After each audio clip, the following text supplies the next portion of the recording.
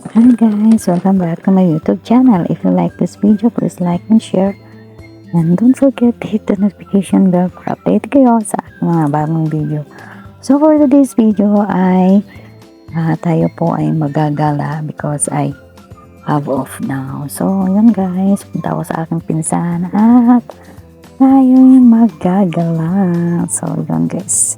Thank you for watching. Bye! At so ayan na nga, malapit lang naman dito yung house ng amo ko kaya nilakad ko na lang siya. So ayun, at sobrang init dito sa UAE at ayan, wala akong kasama. Wala na yung aking mga troops. Lumisan na sila na bakasyon yung iba naman lumipat na ng kanilang mga work. Kaya mag-isa na lang ako at dadayo tayo sa ating pinsan. So ayun guys, so bali nagsim pa yung aking pinsan, hindi ko siya nakita at sama nga lang sa niya sana ako pero sabi ko ay malilita ako ng dating.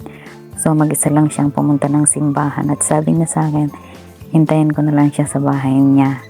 So yun, hinanap ko yung yung mas malapit na daanan at in-straight ko na lang yung kanyang tirahan. So ayun nga guys, umakyat ako dito sa house at ayun, nag-doorbell ako. So ang tagal kong nagdo-doorbell pero hindi ako pinagbubuksan ng mga tao dito. So bali siguro may 3 araw akong naghintay. So no, joke lang.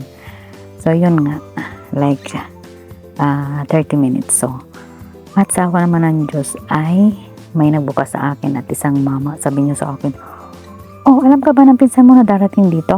So nagulat ako, parang galit siya at pinabuksan din naman niya ako at pinapasok ako sa bahay. So nag-knock ulit ako sa isang door at saan doon yung kwarto ng aking pinsan at nabukas sa akin. So yun guys, yung friend ko dati na naging kasama ko na dinala ko dito is hindi ko siya nakita, wala daw nandoon nag-aaral. So bubukas ko naman itong pintong so may isang babae na hindi ko naman kilala. So friend pala ng aking pinsan yun. So nagulat ako, akala ko na yun yung friend ko pero biglang iba na yung mukha. So yun guys, chika lang. Thank you for watching.